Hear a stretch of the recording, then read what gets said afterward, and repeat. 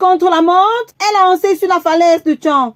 Il s'agit de sécuriser plus vite avant que la mort ne frappe à nouveau la route qui sépare ce relief abrupte du département de la Ménois. Les autorités administratives, avec à leur tête le préfet du département de la Ménois, représenté par le premier adjoint préfectoral, ont effectué une visite conjointe d'inspection mercredi 23 octobre 2024. Le préfet a salué les travaux en cours par l'entreprise BAO et pris le gouvernement camerounais d'agir urgemment pour résoudre et éviter des catastrophes naturelles sur la falaise de Tchang. Nous avons constaté que nous avons tout le long du linéaire, nous avons de nombreux éboulements quitte à vouloir affaisser la route de part et d'autre. Et il faudrait vraiment que le gouvernement et la République agissent promptement pour résoudre ce problème.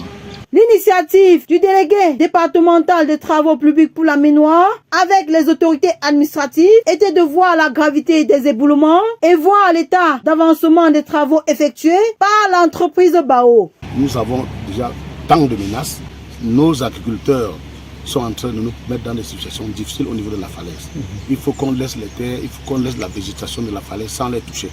À partir du moment où nous touchons déjà les végétations qui se trouvent au niveau de la falaise, et avec l'excès d'eau, le sol étant saturé, nous sommes obligés d'avoir ce que nous sommes en train de voir là. Le risque est grand et il faut anticiper les éboulements qui constituent une menace pour l'avenir de cette route que sollicitent tous les voyageurs et transporteurs.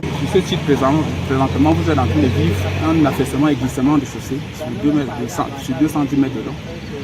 Après étude, nous avons constaté qu'il était mieux de maintenir cet ancien tracé de 2 cm qui va servir comme stationnement ou bien quelque chose d'autre et créer une nouvelle chaussée comme vous voyez là. Nous sommes en train de procéder aux enrochements. On va faire des enrochements sur une épaisseur de 90.